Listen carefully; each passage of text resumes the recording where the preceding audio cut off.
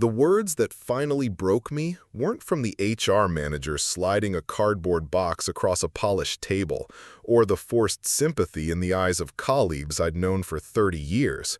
No, the words that shattered the last of my composure came from my own daughter, Jessica. I was sitting on the edge of the cream-colored sofa in the living room I had paid for, the box of my professional life at my feet when she walked in. She didn't look at the box or the tremor in my hands. She looked at her reflection in the hall mirror, adjusting a silk scarf. I told her what happened, that my firm, the one I'd helped build, had downsized me into oblivion. I told her I was laid off. She sighed, an exasperated, theatrical sound, and said, "Dad, for God's sake, stop acting so helpless. It's embarrassing." Then she picked up her $1,000 handbag and walked out the door to meet her husband, Mark, for brunch. For an hour, I just sat there. The silence in the house was a physical weight.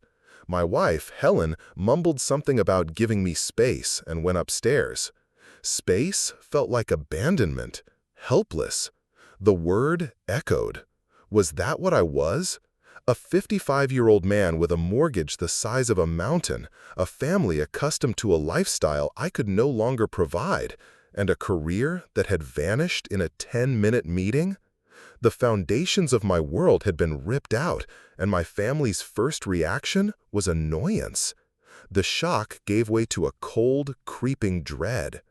I had always handled the finances. Helen trusted me, she'd said.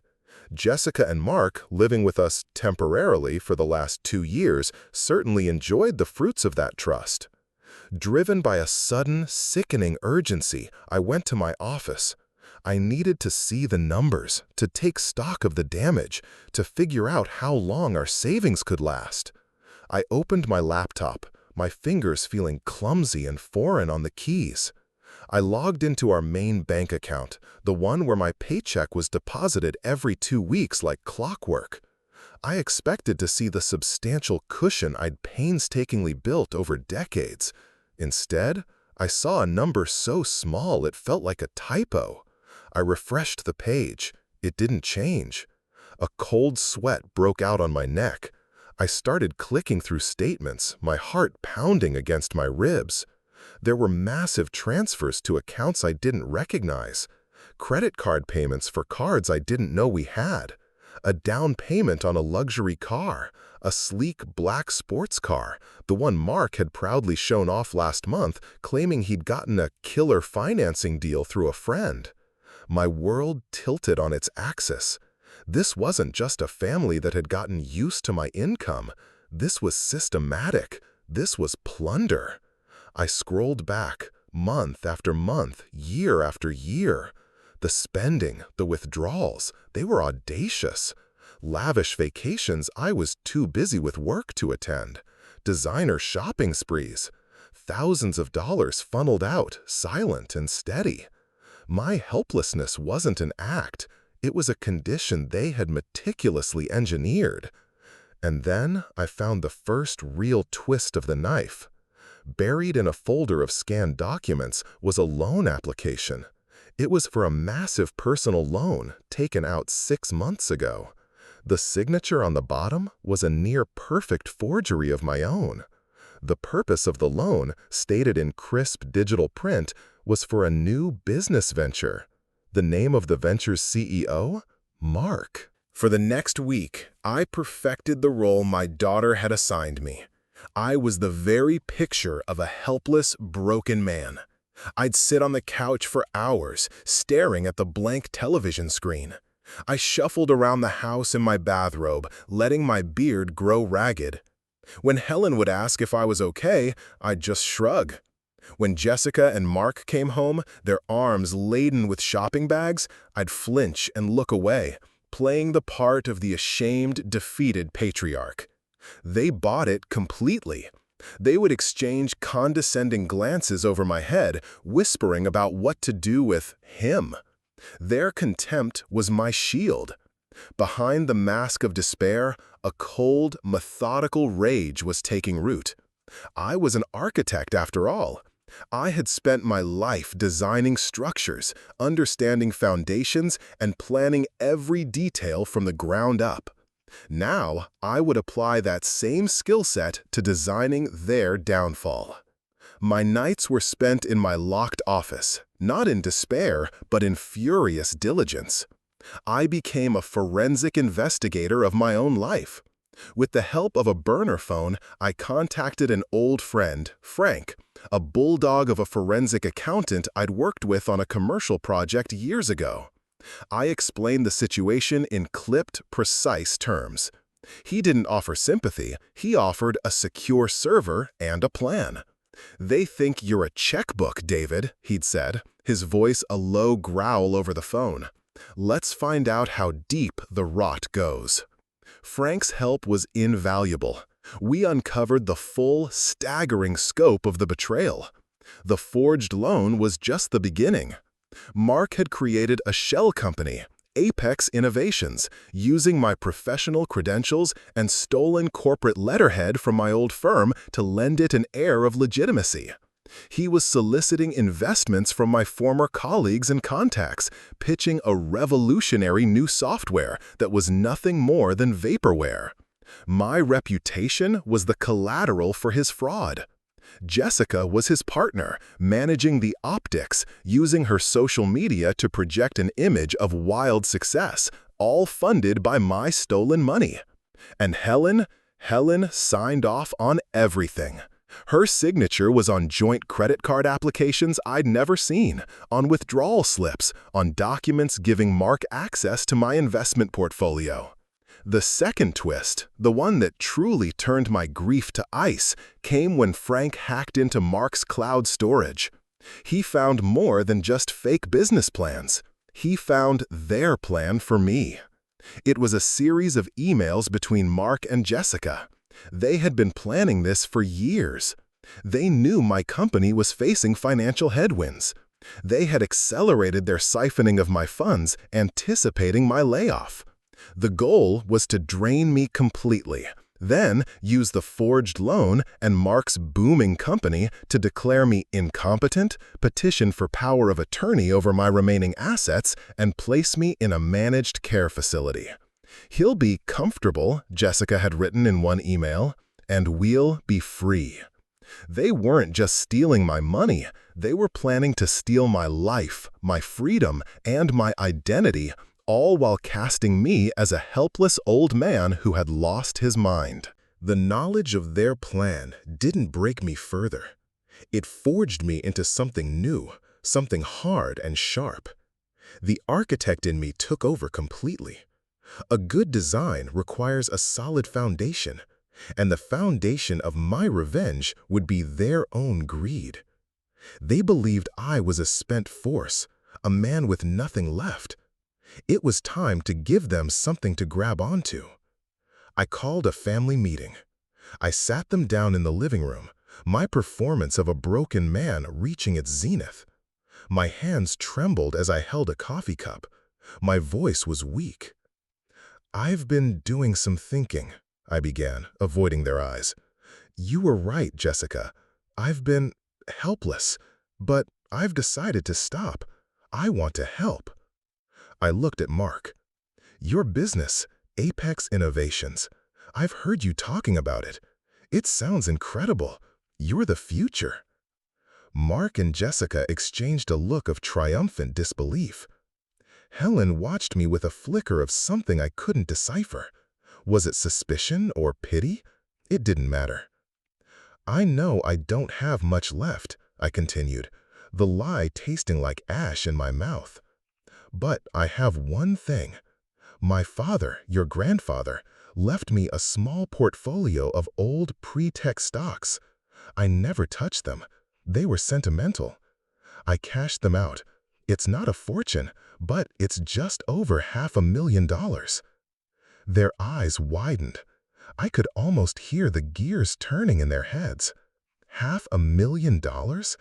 To them, it was the final jackpot. "I want to invest it all in your company, Mark. I want to be a part of your success. It's my chance to contribute again."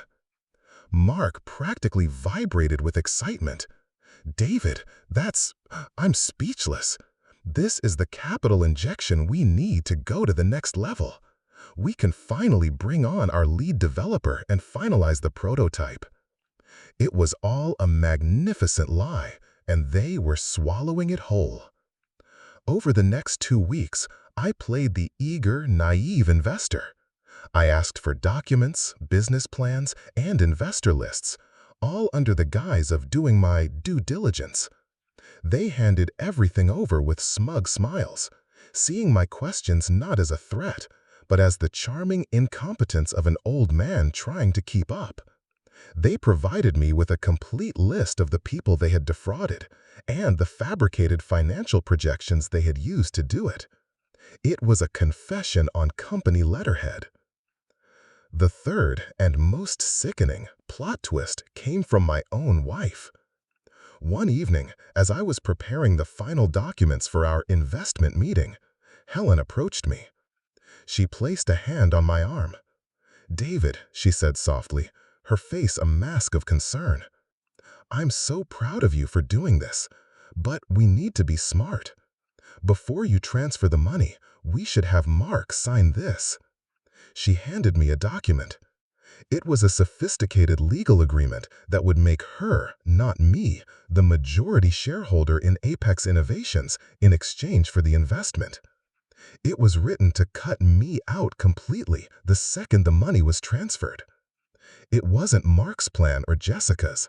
The legal language was too precise, too cunning. This was Helen's work. She wasn't just a passive enabler.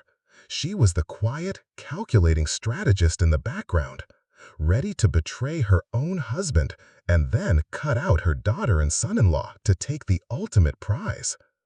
She was the architect of my final ruin. I looked at the document, then at her, and I smiled, a genuine smile for the first time in months. "Of course, dear," I said. "That's a brilliant idea." The signing was scheduled for Friday at the downtown office of a prestigious law firm, a location chosen by Mark to impress his newest and most significant investor.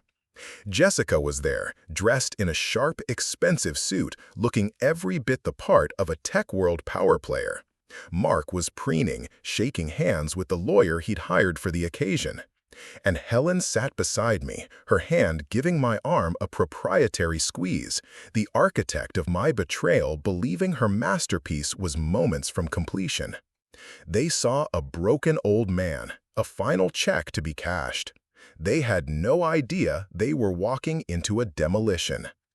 "Before we sign," I said, my voice calm and clear, a stark contrast to the quavering tone I had used for weeks. "I'd like to introduce a few key people who couldn't be here earlier." The conference room door opened. In walked Frank, my forensic accountant, holding a stack of binders. Beside him were two grim-faced detectives from the Financial Crimes Unit.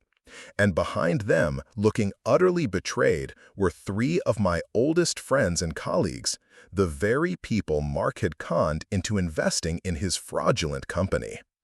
The color drained from Mark's face. Jessica's jaw went slack, her power player facade crumbling in an instant. Helen's hand shot back from my arm as if she'd been burned. "What is this?" she hissed. I stood up, feeling taller than I had in years. I was no longer acting. This was me. I picked up the first binder Frank had placed on the table. "This," I said, my voice resonating in the stunned silence, "is the loan application for $250,000 forged with my signature to fund this fraudulent enterprise." I slid it across the table to the detectives.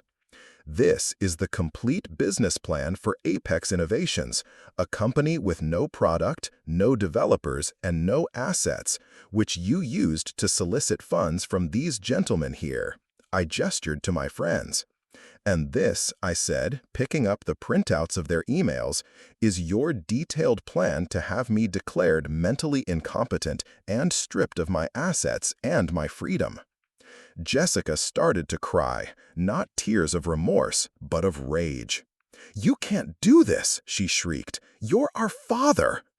"A father is not a servant, and he is not a bank to be robbed," I replied, my voice like ice. "He is a person you dismissed as helpless while you were methodically destroying his life." I turned to Mark. "Your killer financing deal for that car? Paid for with a loan in my name.